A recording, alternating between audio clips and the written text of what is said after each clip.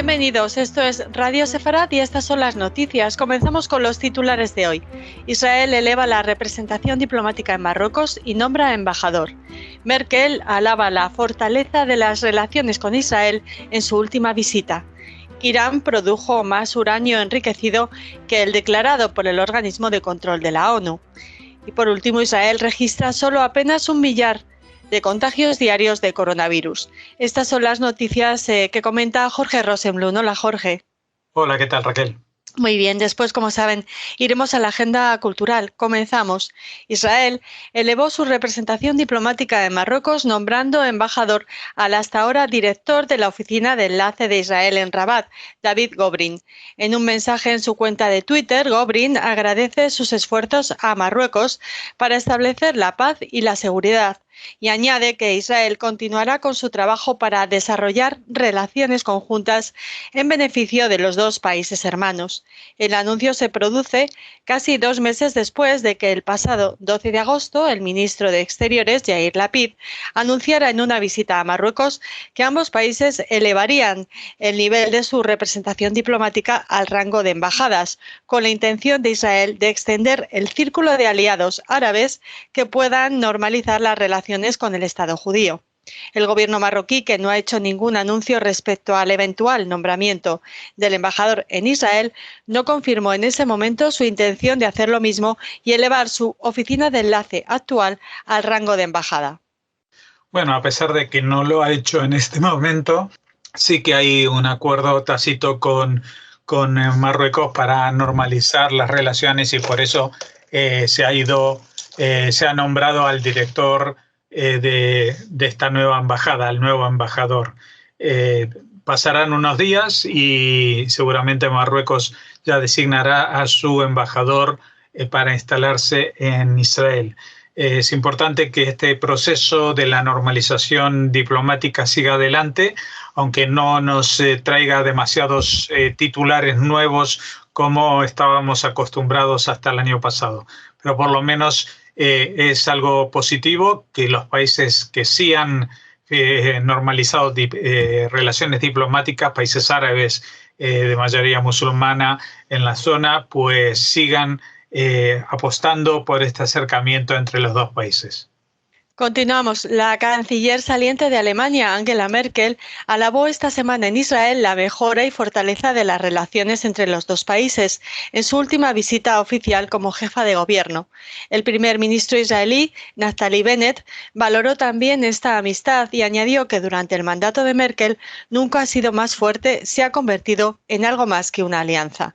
La líder europea, que ha estado 16 años al frente del gobierno alemán, participó en una sesión especial con el diverso gabinete del nuevo gobierno de coalición israelí. Comparado con su gobierno, un ejecutivo de coalición alemán parece un asunto muy simple, ironizó Merkel tras la victoria del Partido Socialdemócrata en las elecciones alemanas del 26 de septiembre que superaron a su formación conservadora de la Unión Cristiano-Demócrata. La todavía canciller alemana adelantó que la seguridad de Israel siempre será de importancia y un asunto central de cada gobierno alemán. Merkel tenía previsto visitar Israel en agosto, pero tuvo que posponer el viaje por la crisis de Afganistán y las operaciones de evacuación tras la toma de control de los talibanes. Merkel se reunió también con el presidente israelí Isaac Herzog y visitó el Museo del Holocausto de Jerusalén, Yad Vashem, en memoria a los 6 millones de judíos exterminados por el régimen nazi.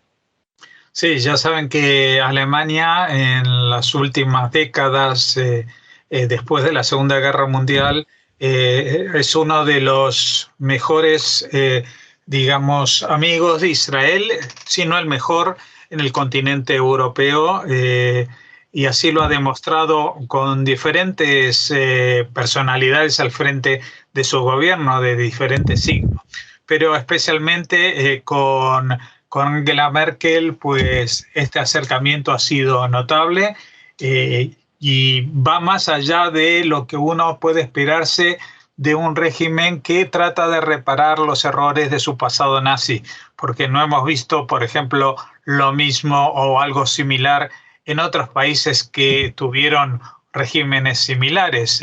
Por ejemplo, Austria o Italia o incluso los países ocupados, pero que tenían grandes sectores de su población cercanos, como podría ser el caso de Hungría. Ninguno de ellos se ha acercado al reconocimiento no solamente de este pasado, sino de la actualidad del país, del Estado judío de Israel.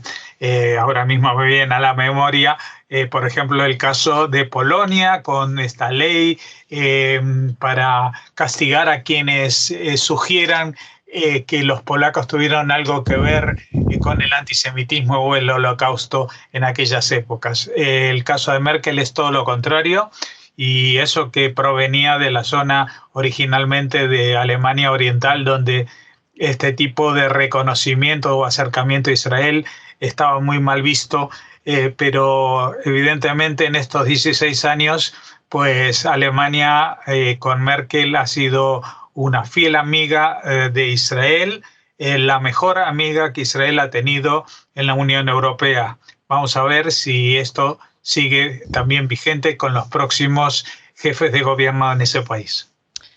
Continuamos con nuestro informativo. Las continuas violaciones de Teherán del acuerdo nuclear de 2015 se consideran un intento de presionar a Europa para que proporcione incentivos para compensar las devastadoras sanciones estadounidenses.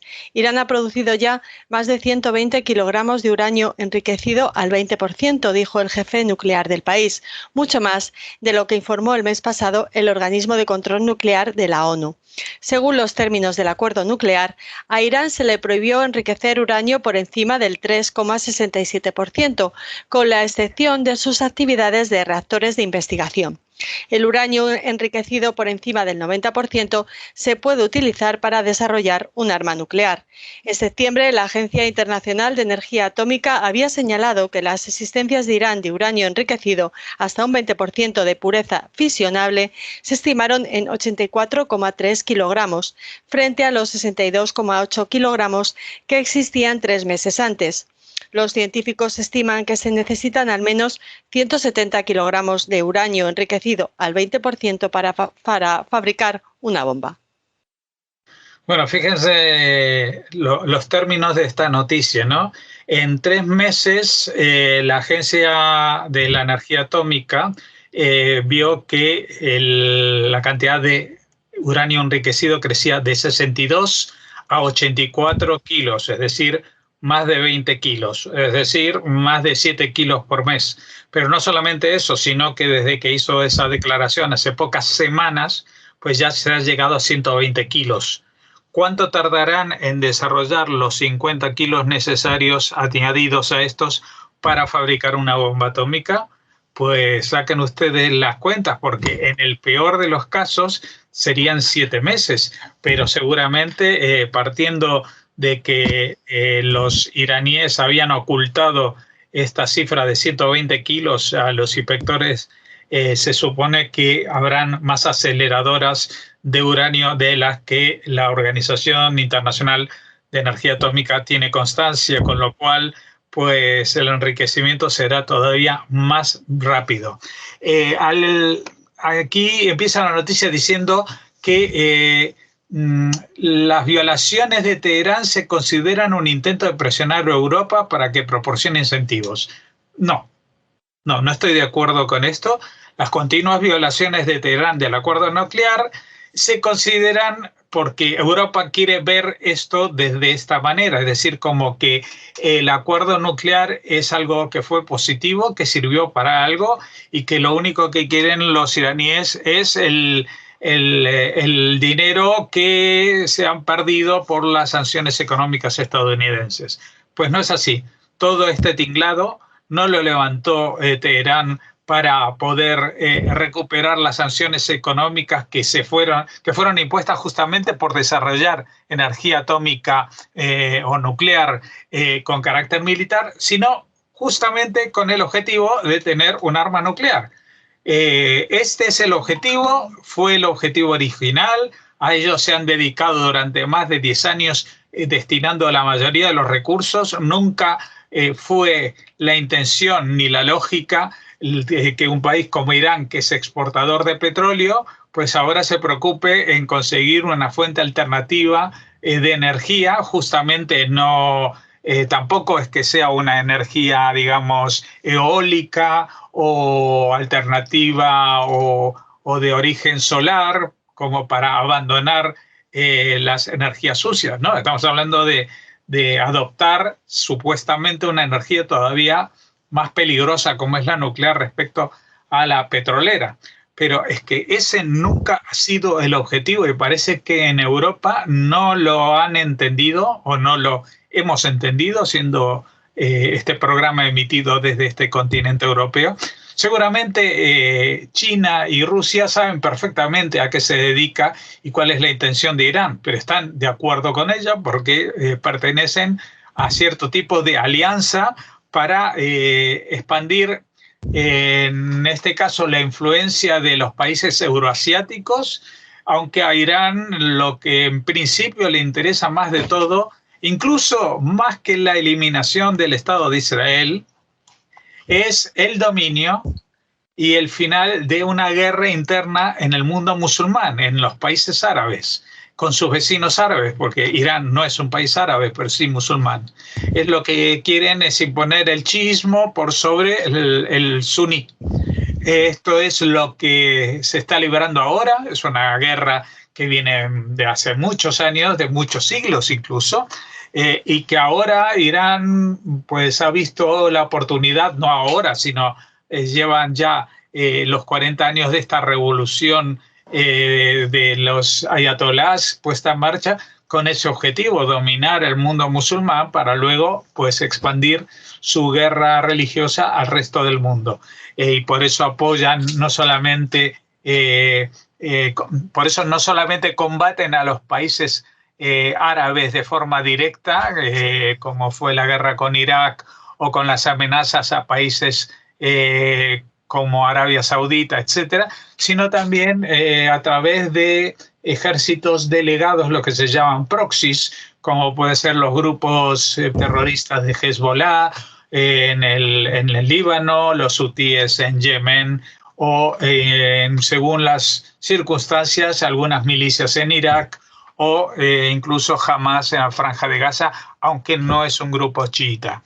Pero digamos que en estos momentos estratégicamente le sirve esa alianza para demostrarse como valedor de la causa musulmana más allá del chiismo, por eliminar al gran fantasma del Islam en estos momentos, que es Israel, un fantasma simbólico, porque evidentemente no es el principal ni mucho menos una amenaza para los regímenes árabes o musulmanes en general, ni en la zona ni en ningún lugar del mundo. Lo que sí está claro es que el control que ha ejercido la Agencia Internacional de Energía Atómica ha sido totalmente insuficiente.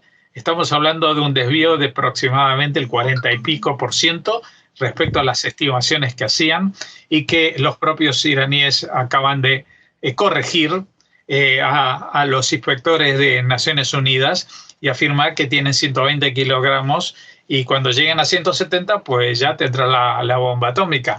¿Qué va a pasar? Pues seguramente que no van a llegar tan fácilmente a estos 170, pero no por la acción ni de las sanciones de Estados Unidos, ni por la presión de los firmantes del acuerdo nuclear, ni por las inspecciones de la Agencia Internacional de Energía Atómica, sino por ese nuevo frente, esa guerra soterrada, esa guerra fría que mantiene con Israel, por la cual atacan objetivos, por ejemplo, de intentos de secuestro de personal diplomático y otras personalidades israelíes en el extranjero, el ataque a instituciones judías en el mundo y, por otra parte, la respuesta israelí con sabotajes a los centros de producción de energía atómica o de investigación en la misma o de almacenamiento de armamento propenso a ser utilizado en estas circunstancias. Así que, evidentemente, nadie quisiera ver un Irán nuclear, pero parece que el único que está dispuesto a arriesgarse para llegar a ese objetivo es Israel. Terminamos esta primera parte del informativo hablándoles de que el ministro de Salud israelí informó que la tasa de positividad de las pruebas por COVID-19 cayó por debajo del 2% por primera vez desde julio y agregó que el 44% de los nuevos casos corresponde a niños menores de 11 años. El domingo se diagnosticaron 1.023 nuevos contagios.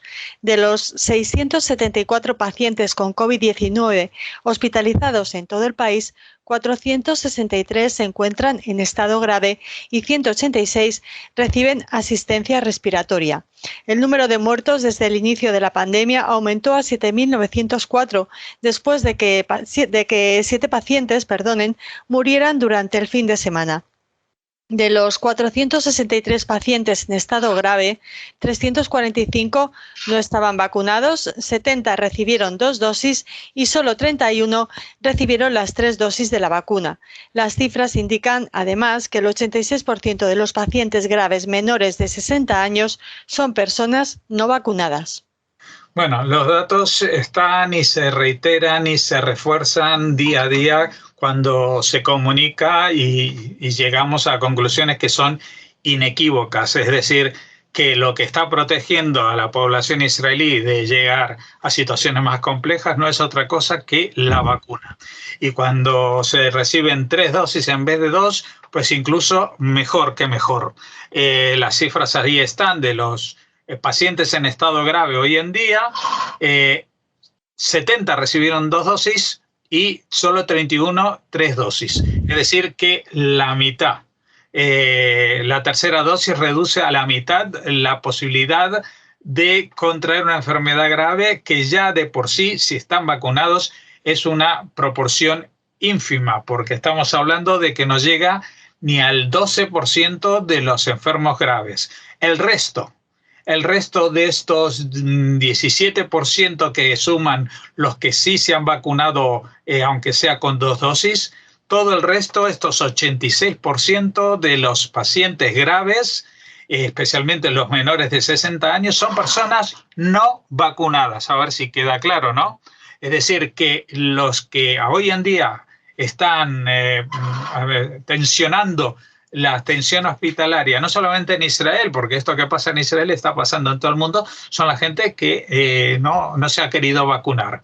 Esto evidentemente supone que de cara a una proyección a lo que puede pasar en el resto del mundo, las cifras van a ser similares, es decir, la pandemia se va a controlar a nivel mayoritario. Van a haber casos, pero en cantidades muy inferiores a las que estamos habituados, excepto por la gente no vacunada. Esos no solamente que seguirán siendo hospitalizados, sino que lo harán con gravedad, se estarán conectados a sistemas de respiración asistida y en muchos casos morirán. Esto no quiere decir que los que estén vacunados estén inmunizados al 100%, porque eso no es posible. Ya incluso cuando se daban las cifras más optimistas al principio de las vacunaciones, se estaba hablando de una protección del 90-95%, y estas son las cifras que se obtienen actualmente. Así que esto es lo que hay. Los que no quieran creer, pues van a tener que procurarse una vida muy al margen de la sociedad. Ya han visto que en algunos países, por ejemplo, pues los que no se vacunan tienen que presentar certificados de pruebas cada 48 horas, etcétera, etcétera. No sé cómo lo harán en Israel, no sé cómo lo harán en el futuro en España, por ejemplo, pero lo que está claro es que en Israel, con la incidencia que ha tenido especialmente esta variante Delta, hoy en día ya hemos llegado a unas cifras de nuevos contagios que son realmente mínimas, son similares a las que se daban en este país justo antes de esta ola que empezó en el verano en Israel. ¿Qué es lo que va a pasar a partir de ahora? Pues Israel seguirá abriendo su economía, seguirá abriendo levantando las restricciones. Se espera que ahora en noviembre ya se permita la llegada de turistas de manera individual, no solamente aquellos que tengan familiares en Israel o que vengan con algún grupo organizado. De cara al futuro, pues esperamos que tampoco la cosa se vuelva a complicar con una nueva ola. De todas maneras, como siempre recordamos, en Israel, con una población que es cercana a la quinta parte de la de España, los muertos durante todo este periodo de la pandemia han sido, las cifras actuales están en unos 7.900. Si redondeamos a 8.000 y lo multiplicamos por 5 son 40.000, mientras que en España las cifras más que duplican esa. Es decir, que el hecho de que en Israel empezara la vacunación de forma más adelantada, pues ha propiciado que también hayan disminuido las cifras de muertos. Así que, bueno, algunos en las últimas semanas estaban preocupados porque en Israel parecía como que las medidas que se habían adoptado contra la pandemia no habían dado resultado, y sí habían dado resultado. Lo que pasa es que también han querido ser muy precavidos con las restricciones, especialmente en las entradas y salidas del país. Digamos que el sector turístico en Israel es importante, pero no es tan determinante, por ejemplo, como en España o en otros países como Italia y Francia. Por lo tanto, pues sacrificaron un poco más ese sector, y el resto de la economía, pues más o menos se encaminó de la misma manera en que se ha encaminado en el resto del mundo occidental, es decir, a través del teletrabajo, etcétera, etcétera. Y la economía en Israel se está recuperando. Y de a poco también se está recuperando el nivel de contratación y trabajo que había antes de la pandemia. Así que, como siempre decimos, esto es simplemente una especie de flash de un posible futuro, ya que Israel empezó con todas estas medidas o algunos meses con antelación respecto a España y la Unión Europea. Culmina así esta primera parte del informativo. No se vayan, les esperamos en la agenda cultural.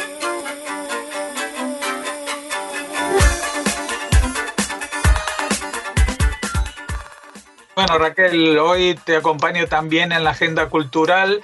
Vamos a hablar de varias cuestiones, ¿no? Sí, comenzamos con una presentación de un libro, con la publicación del libro Los papeles secretos de Pape, que firma Alessandra Ziniglio.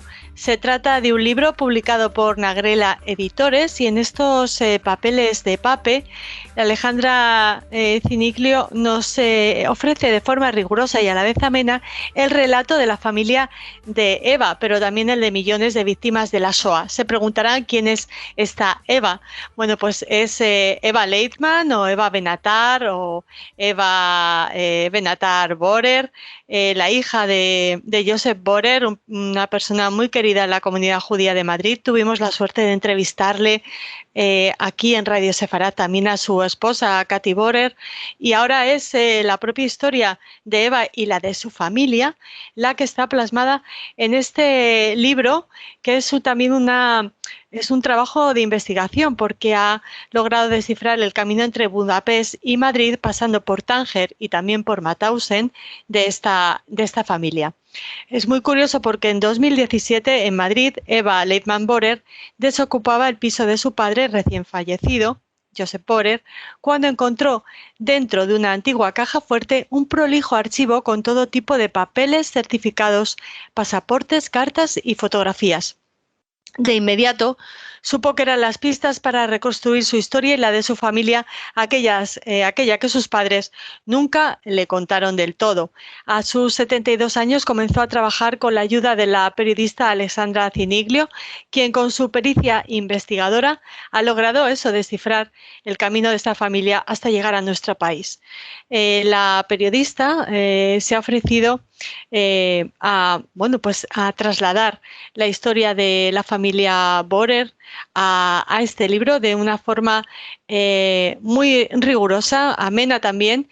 Es el relato de esta familia, pero también, como les decíamos, bueno, pues de muchos otros supervivientes de la SOA y sobre todo de aquellos que fueron salvados por Ángel Sambriz, el justo entre las naciones, uno de los justos entre las naciones españoles. Bueno, en el caso de Eva, como bien decías, también para ella es un descubrimiento porque era una bebé cuando sucedieron estos hechos. O sea que los relatos que pudo oír ya de niña o adolescente eran muy limitados, ¿no? Sí, bueno, sí, ella conocía la historia de sus padres, pero por supuesto no todos los detalles y en muchas ocasiones no tenía los documentos que, bueno, que dieran fe de esas historias, ¿no? Hablaremos con Eva Leitman-Borer en cuanto podamos para que, bueno, pues para que nos acerque más todavía a este libro que estamos deseando leer. Y seguimos, Jorge, hablando de literatura, en este caso de un libro, de la presentación de un libro, Nathan Suess, 1852-1927, de Martina Lemoine. Es una presentación que tendrá lugar en la mediateca del Instituto Francés de Madrid. Nathan Suess, ingeniero y diseñador de la estación de Atocha y director de la compañía ferroviaria Madrid-Barcelona-Alicante, es un personaje importante de la historia ferroviaria de España y, bueno, se ha dado a conocer su historia gracias a la publicación por parte de Hebraica Ediciones de este libro. Precisamente el editor, el responsable de Hebraica Ediciones, Jacobo Israel Garzón, acompañará a la autora en esta presentación que, como les hemos dicho, tiene lugar este miércoles 13 de octubre en la mediateca del Instituto Francés de Madrid. Hay que hacer una reserva, les vamos a poner el enlace para que puedan bueno, pues asistir a esta presentación y también les recomendamos la entrevista que nos ofreció el propio Jacobo Israel Garzón para hablarnos, al presentarnos este libro hace ya algunos meses, aquí en Radio Sefarad. Bueno, sin duda es algo que vale la pena escuchar y no es la última noticia cultural de hoy, creo. No, en este caso terminamos hablándoles de republicanos, víctimas españolas del fascismo europeo. Es una actividad online en la que estamos invitados a participar este 12 de octubre.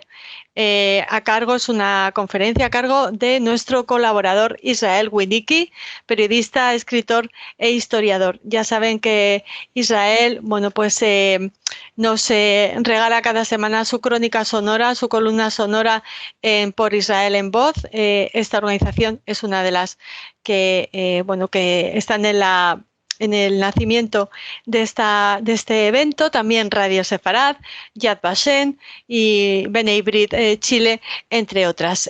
Hay diferentes horas de conexión dependiendo del país. Les vamos a poner la imagen de este Republicanos Víctimas Españolas del Fascismo Europeo para que puedan unirse a esta actividad online. Bueno, simplemente apuntar que también colabora en la creación y en la organización justamente Brian Acuña, que también es colaborador de Radio Sefarad cada 2 semanas en su columna Fuera de Foco. Así que tenemos aquí a muchos amigos. Desde luego que sí. Un saludo para Brian y muchísimas gracias por, bueno, pues avisarnos también de esta interesantísima propuesta que, como les decimos, les invitamos a seguir y les invitamos, por supuesto, a participar en ella. Pues nada, creo que con esto tenemos unas noticias muy completas para el día de hoy. Muchas gracias, Raquel. Les avisamos a los oyentes de que mañana, siendo festivo en España, pues dejaremos la misma programación otras 24 horas. Así que estas noticias tienen que alcanzarle para 2 días. Ya volveremos el miércoles a la tarde con novedades. Con más información, con más programas aquí en Radio Sefarad. Hasta entonces.